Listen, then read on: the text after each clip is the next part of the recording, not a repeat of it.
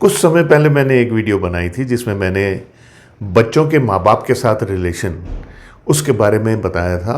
और वो तब था जब बच्चे साथ में रहते हों और रिलेशन ख़राब हो तो क्या करने चाहिए। बहुत लोगों ने मुझे कमेंट किया, मेरी भी इच्छा थी कि मैं आपको एक ऐसी वीडियो दूं जिसमें बच्चे दूर रहते हों, घर में ना रहते हों और फिर रिलेशन ख़राब हो तब क्या करना चाहिए। मेरे कांटेक्ट में बहुत लोग ऐसे हैं जो मुझे कंसल्ट करते रहते हैं, जिन्होंने अपना सब कुछ बेच दिया, ज़मीन बेच दी, घर बेच दिया, सोना बेच दिया, अपने बच्चे को विदेश भेजा पढ़ने के लिए, ये सेटल होने के लिए। 1-2 साल तो बच्चे से बात होती रही, लेकिन अचानक कुछ ऐसा हुआ कि बच्चा अवॉइड करना शुरू कर देता है और फिर उसके उपरांत फ़ोन तक ब्लॉक कर देता है। 8-8, 10-10 साल हो चुके हैं, माँ बाप को पता ही नहीं है कि बच्चा कहाँ है। ना ही बच्चे को ये बारे में पता है कि माँ बाप कहाँ हैं, जीवित हैं, मर गए हैं, किस हाल में हैं, कितनी दयनीय स्थिति में रहते हैं।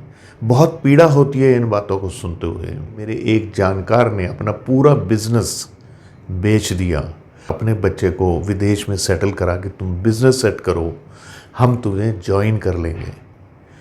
उनके बेटे ने वहाँ पर बहुत अच्छा बिजनेस सेटल कर लिया, शादी कर ली और माँ बाप को ब्लॉक कर दिया। एक वक्त के राजा आज छोटी छोटी चीज़ों को भी मोहताज हैं। पैसा देना तो दूर, वो बात भी नहीं करता। कुछ कारण तो मैंने ये देखे हैं कि माँ बाप के भी गलती होती है, क्योंकि जब घर में डिक्टेटरशिप चल रही हो ना, बाप की या माँ की, तब ऐसे बच्चों का मन अपने माँ बाप से दूर होने लग जाता है और वो मौके की तलाश में रहते हैं कि बस एक बारी यहाँ से निकल जाए या हमें हमारा हिस्सा मिल जाए। और यदि उनका मौका लगता है तो वो सारा भी लेकर जाने में पीछे नहीं हटते।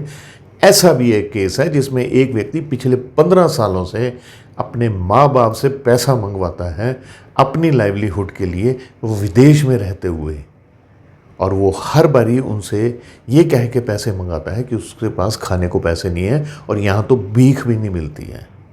अब ऐसी स्थितियाँ जब आती हों किसी के परिवार में, या बच्चे नाराज़ होकर किसी दूसरे शहर में जाकर बस जाएं, बात भी करने से वो कतराने लग जाएं, या बात करें तो बहुत बुरा व्यवहार करें।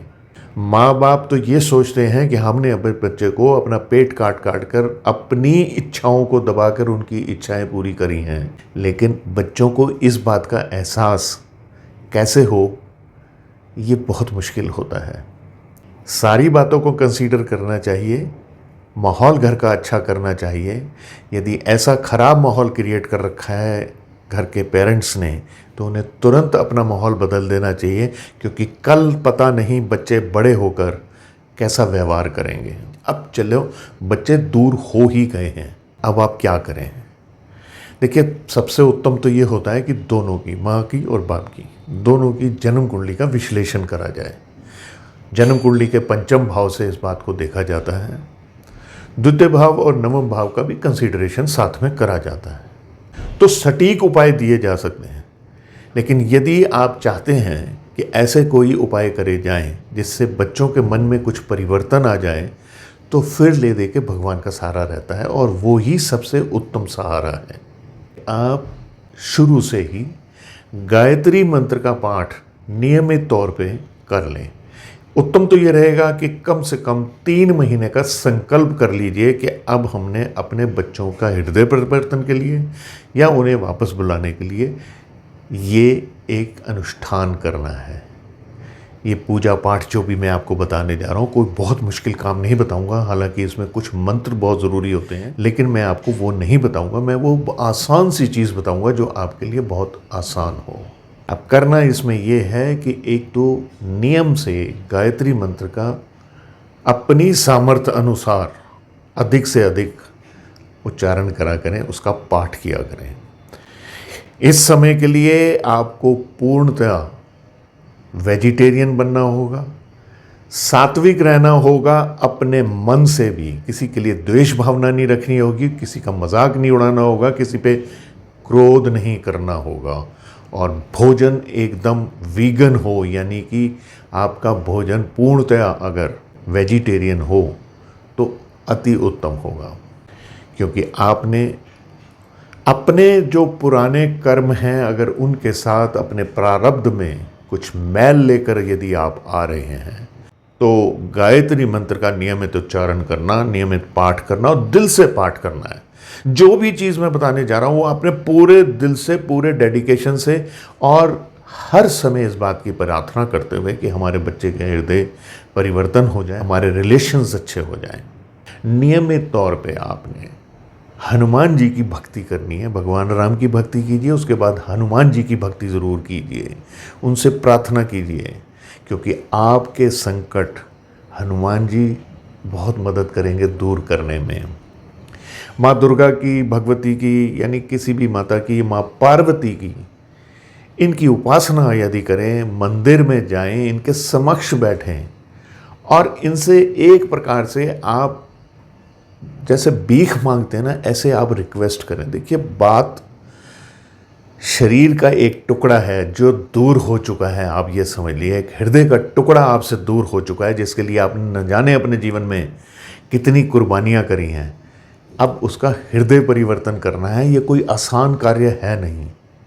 अब जो भी उसके मन में है आपके लिए, जिस भी कारण से वो आपसे दूर गया है, जब आपकी कोई गलती है, जब भगवान के समक्ष बैठकर आप दीन बनकर अगर कुछ मांगेंगे, तो भगवान से आपको भी माफ़ी मिलेगी और बच्चे का हृदय भी ज़रूर परिवर्तित होगा। ये 3 काम आपने ज़रूर करने हैं और कम से कम 3 महीने तो करने ही हैं हर हाल में। मैं आशा करता हूँ कि आपका जब दिल पूरी तरह से साफ होगा, कि जो भी आपके एफर्ट्स हैं वो पूरी तरह से समर्पित होंगे इस कार्य के लिए, तो भगवान आपकी ज़रूर सुनेगा। अब आप मंदिर नहीं जाते, किसी और धर्म से हैं, तो जो भी आपके धर्म में इस चीज़ के लिए, या जैसे भी आप अपने पाठ करते हैं या मंत्र बोलते हैं, वो आप ज़रूर कीजिए और धर्म स्थान पर जाकर कुछ सेवा ज़रूर कीजिए आप। देखिए, ये सब कार्य आप अगर करेंगे और ये जितनी चीज़ें मैंने आपको बताया है कि आपने फॉलो करनी है, तो आपकी सुनवाई ज़रूर होगी। आपका बच्चा एक दिन आपको ज़रूर कॉल करेगा, या आप महसूस करेंगे कि आप उसके हृदय में परिवर्तन आना शुरू हो गया है। आशा करता हूँ ये वीडियो आपको पसंद आई है, मैं कहीं आपके दिल को छू सका हूँ। जिस बच्चे ने ऐसा किसी माता पिता के साथ किया हो और वो आपका जानकार हो, ये वीडियो उसे ज़रूर शेयर कर दीजिए और मुझे लगातार कमेंट्स करते रहिए। मेरे इस चैनल को आप फॉलो, सब्सक्राइब ज़रूर किया कीजिए, मुझे उससे प्रोत्साहन मिलता है। मैं बहुत मेहनत करके फिर और पॉइंट्स के ऊपर वीडियो बनाने की कोशिश करता हूँ। अब मुझे आज्ञा दीजिए। नमस्कार।